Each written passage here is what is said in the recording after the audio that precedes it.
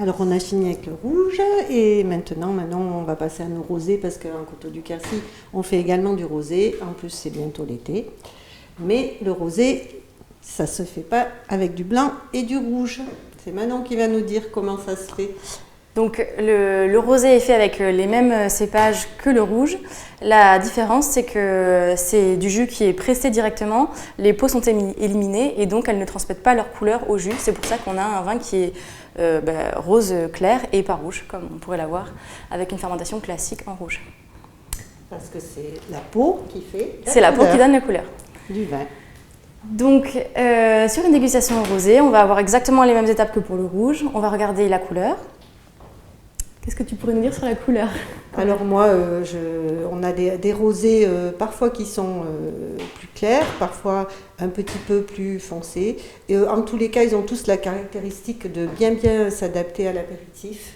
Ils sont vraiment frais pour l'été et je sais pas. Oui, donc là, on est sur un rosé qui est plutôt clair, on peut dire pelure d'oignon, arceaumonné. Et donc, c'est une couleur qui est recherchée et d'actualité d'ailleurs dans les rosés. C'est la tendance du consommateur. C'est une demande du consommateur d'avoir des rosés plus clairs. Parce que le rosé de Provence, voilà. Ensuite, donc, une fois qu'on a regardé la couleur, on passe au nez, donc premier nez, pour évaluer l'intensité des arômes. Et ensuite, on secoue. Et on passe au second nez.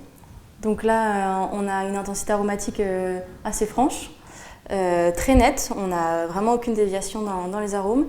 Et on est sur un côté assez floral et bonbon anglais un petit peu.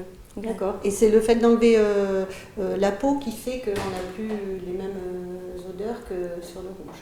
Oui, parce qu'on va avoir des composantes à l'intérieur du jus qui ne vont pas être les mêmes pendant la fermentation que sur un vin qui est vinifié avec des pellicules. D'accord. Bon, maintenant, on a le droit de boire. Oui. Alors, on boit.